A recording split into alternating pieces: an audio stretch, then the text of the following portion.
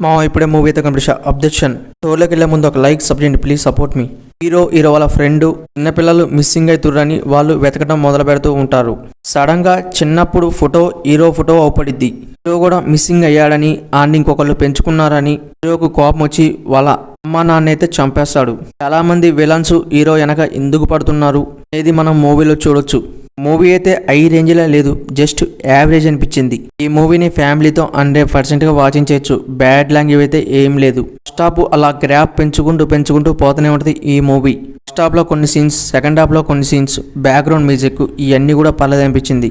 Sentiment scenes, hero చేసే action scenes, story చాలా డిఫరెంట్గా అనిపించింది. థింగ్ మనం చెప్పుకోవాల్సింది డైరెక్టర్ గురించి. మూవీ కొంచెం ఎఫెక్ట్ పెట్టినట్టయితే వేరే లెవెల్లో ఉండి అనిపించింది. క్లైమాక్స్ ఇవన్నీ కూడా పర్లేదు అనిపించింది. కామెడీ సీన్స్ మనకు అక్కడక్కడ తగులుతాయి. మూవీ హాలీవుడ్లో విడుదలై మంచి సక్సెస్ వచ్చింది. ఇప్పుడు మన తెలుగులోకి ఓటీటీలోకి వచ్చింది. మూవీలో చాలా క్యారెక్టర్స్ ఉన్నాయి. థింగ్ మనం మాట్లాడుకోవాల్సింది హీరో గురించి. ఈ ఒక సీన్ కూడా పర్ఫెక్ట్గా చేసి అనుకోవచ్చు. హీరో డైరెక్టర్ చాలా మంచి మూవీస్ తీశాడు. ఈ మూవీ అనుకున్నంత రేంజ్లో అయితే లేదు, జస్ట్ యావరేజ్ పిక్చర్ అనిపించింది.